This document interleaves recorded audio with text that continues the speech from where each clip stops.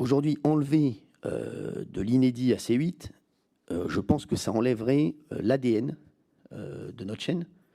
Et ce pourquoi, aujourd'hui, C8 est la première chaîne de la TNT, et très souvent d'ailleurs, même pas la première chaîne de la TNT, mais la quatrième ou la cinquième chaîne devant France 5 souvent, puisque tous les jours du lundi au vendredi, pratiquement on est devant France 5, à part le samedi et le dimanche.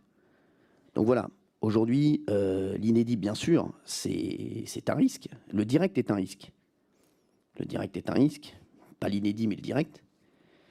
Mais aujourd'hui, c'est dans l'ADN de C8 et c'est aujourd'hui ce qui fait, je pense, pour nos téléspectateurs, la force de notre chaîne et ce qui fait qu'aujourd'hui, C8 est la chaîne que les téléspectateurs, en tout cas, regardent le plus sur la TNT. Je vous remercie pour vos réponses.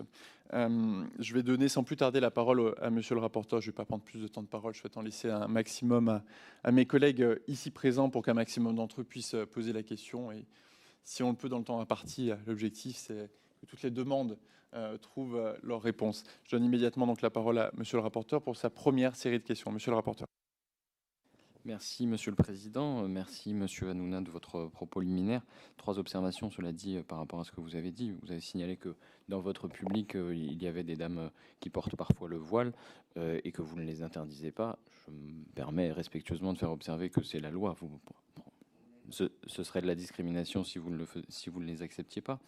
Je vous fais simplement aussi observer que dans son audition, Maxime Saada a évoqué le fait qu'effectivement 3,5 millions de sanctions, c'était un chiffre élevé, mais que, somme toute, et c'est sa phrase, on prend le risque. Donc j'observe que depuis, il n'y a pas eu d'autres incidents, mais que soit le montant était proportionné, a été dissuasif, soit en tout cas Maxime Saada considère qu'il pouvait prendre le risque. Quant à l'idée que M. Boyard vous ait trahi, je rappelle à toutes fins utiles que la trahison en question a consisté à évoquer les affaires en Afrique de Vincent Bolloré, ce qui quand même laisse penser que vous avez une conception assez élargie de la notion de trahison. J'en viens à mes questions. Suite à la décision du CSA, le 7 juin 2017, d'interdire pendant 3 semaines la diffusion des séquences publicitaires au sein de TPMP, vous avez affirmé sur votre plateau « Le CSA veut absolument interdire TPMP. Il cherche des moyens détournés pour l'arrêter. » Dans un entretien à Paris Match, vous avez également complété « On s'achemine doucement vers une police du rire si l'on ne réagit pas. Le public en a marre des donneurs de leçons, ceux qui nous disent quoi dire, quoi penser, quoi faire. » Pouvez-vous donner un exemple d'intervention où vous estimez que le régulateur a excédé le champ de sa mission confiée par le législateur? Et je me permets de vous poser tout de suite la deuxième question. Par police du rire, est-ce que vous entendez là l'application de la loi et de la convention conclue par C8? Merci, monsieur le rapporteur. Alors juste, déjà, je vais revenir sur vos 3 points que vous avez soulevés il y a un instant. Le premier point, vous avez parlé du public.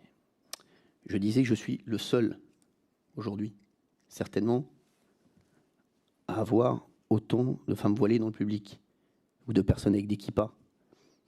Si vous avez d'autres exemples d'émissions, n'hésitez pas à me les donner. Merci. Sur Louis Boyard,